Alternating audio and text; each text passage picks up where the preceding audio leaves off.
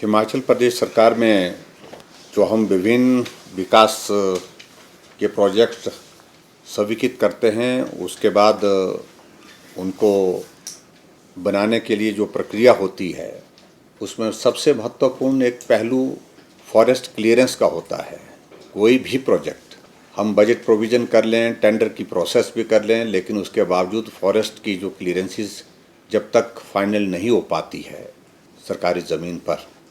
तब तक के लिए उस प्रोजेक्ट में हम आगे नहीं बढ़ सकते हैं, काम नहीं कर सकते हैं। जो बड़े डेवलपमेंट के प्रोजेक्ट्स हमारे हिमाचल प्रदेश में बजट प्रोविज़न होने के बावजूद और सरकार की उन प्रोजेक्ट्स को तेज़ गति से आगे बढ़ाने की मंशा होने के बावजूद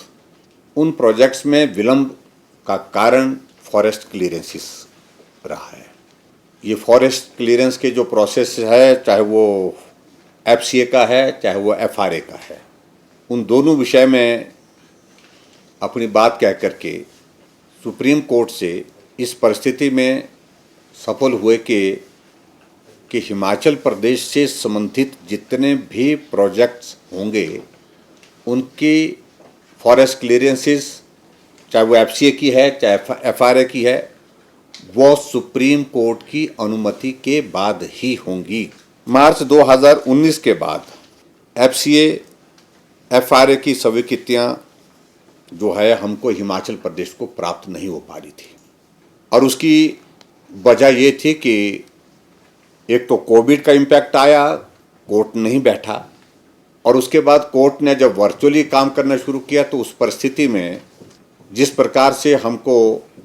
सुप्रीम कोर्ट के सामने अपनी बात रखने का जो अवसर वो प्राप्त नहीं हो पा रहा था, नहीं मिल पा रहा था। ऐसी परिस्थिति में अभी पिछले कुछ दिन में सारे विषय को लेकर के केंद्र में आदरणीय प्रधानमंत्री जी से भी मिला, केंद्रीय गृह मंत्री अमित शाह जी से भी, और हमारे भारत के सॉलिसिटर जनरल, उनसे भी मेरा मिलना हुआ। और उनको हमने, सॉलिसिटर जनरल को हमने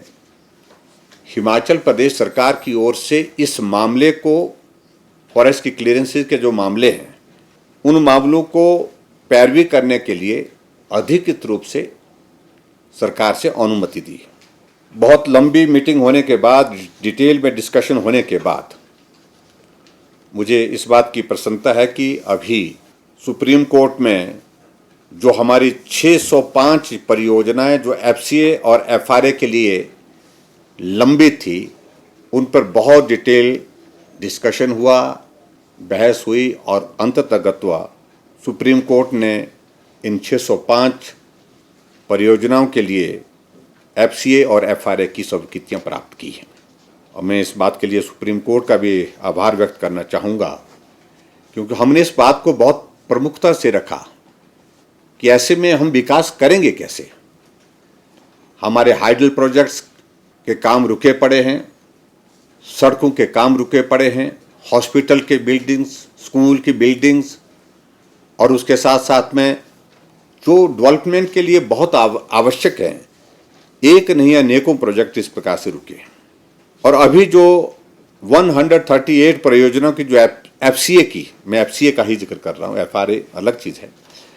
उसके तहत जो स्वीकृतियाँ प्राप्त हुई है, उसके ही अंतर्गत जो है वो जो प्रोजेक्ट जो शुरू होंगे, वो प्रोजेक्ट 2000 करोड़ रुपए के हैं, 2000 करोड़ रुपीस के हैं।